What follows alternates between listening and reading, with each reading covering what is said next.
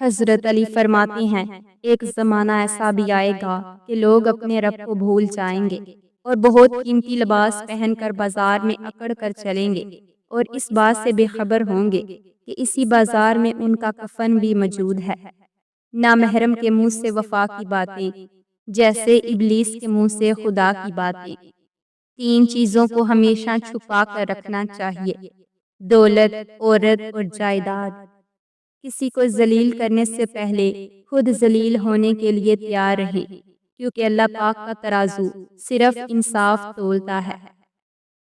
نفسیات کہتی ہے، اگر آپ اپنی ویلیو کو بڑھانا چاہتے ہیں تو اپنی زندگی میں لوگوں کو نہ کہنے کی عادت ڈال لیں۔ اگر آپ کسی کو امپریس کرنا چاہتے ہیں تو اس کی مدد کرنے کے بجائے اس سے مدد مانگیں، کیونکہ لوگ ہمیشہ دوسروں کی مدد کر کے خوش ہوتے ہیں۔ زیادہ امید مت رکھنا کسی سے، کیونکہ جتنا زیادہ لگاؤ ہوتا ہے اتنا ہی گہرا گھاؤ ہوتا ہے۔ آج کی حقیقت یہی ہے کہ آپ نے سن لیا تو سلجھ جاؤ گے اور سنا دیا تو الجھ جاؤ گے۔ اگر تم نے توحید اور صحیح عقیدہ نہ سیکھا تو تمہیں ایک الو ڈرائے گا، ایک کالی بلی تمہارا موڈ خراب کر دے گی اور ہتھیلی کی خارش تمہیں خوشی دے گی۔ جس کی بیوی ہر دعوت پر جاتی ہے اور جس کا گھوڑا ہر جگہ سے پانی پیتا ہے، نہ تو اس کے پاس اچھی بیوی ہے اور نہ ہی اچھا گھوڑا۔ عزت کے بغیر محبت کا کوئی وجود نہیں، کیونکہ رشتہ کوئی بھی ہو عزت کی بنیاد پر ہوتا ہے۔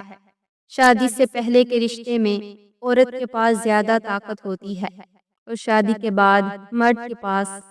مرد کی محبت عورت کی تعریف سے شروع ہوتی ہے اور جسم پر ختم ہو جاتی ہے۔ بانو قصیہ کہتی ہیں، مجھے اس مرد پر تعجب اور افسوس ہوتا ہے جس کی بیوی کمانے پر مجبور ہو جائے۔ اگر مرد روزانہ 3 سے 5 مرتبہ اپنی بیوی سے اظہار محبت کرے تو عورت کبھی ڈپریشن کا شکار نہیں ہوتی۔ محبت یہ نہیں کہ ایک دوسرے کو ذہنی مریض بنا دیا جائے، بلکہ محبت تو ایک دوسرے کی تھکاوٹیں سمیٹ لینے کا نام ہے۔ ہر ناراض عورت کے پیچھے ایک مرد ہوتا ہے جس بیچارے کو یہ بھی پتہ نہیں ہوتا کہ ہوا کیا ہے۔ جب تک شادی نہ ہو معشوقہ محمل نشیں لیلی ہوتی ہے اور شادی کے بعد وہ انگنائی میں بندھی ہوئی گائے میں تبدیل ہو کر رہ جاتی ہے۔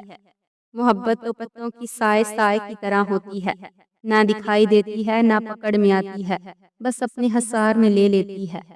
بانجھ صرف مرد یا عورت ہی نہیں ہوتے، اکثر تعلقات، رشتے، دوستیاں، جذبے، معاملے بھی بانجھ ہوتے ہیں کہ آپ انہیں برسوں سینچتے سنبھالتے رہو، کچھ حاصل نہیں ہوتا۔ انسان اپنے آپ کو خواہشات کے پتھروں میں خود چنواتا ہے، پھر جب سانس رکنے لگتی ہے تو شور مچاتا ہے۔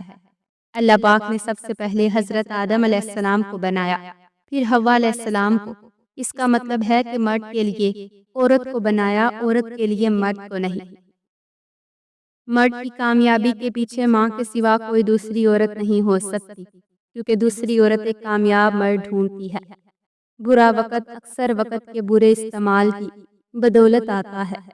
وہی تو فیصلہ کرتا ہے پتھر کے مقدر کا کسے ٹھوکر پہ رکھنا ہے، کسے اسود بنانا ہے۔ دولت اور امیری انسان کو تھوڑے وقت کے لیے بڑا بناتی ہے، لیکن انسانیت اور اچھے اخلاق انسان کو ہمیشہ بلند رکھتے ہیں۔ وہ سانپ جو اپنی کینچی بدلنے سے قاصر ہو وہ مر جاتا ہے، اسی طرح وہ دماغ جن کو اپنی رائے بدلنے سے روک دیا گیا ہو سوچتے سمجھنے کی صلاحیت سے محروم ہو جاتے ہیں۔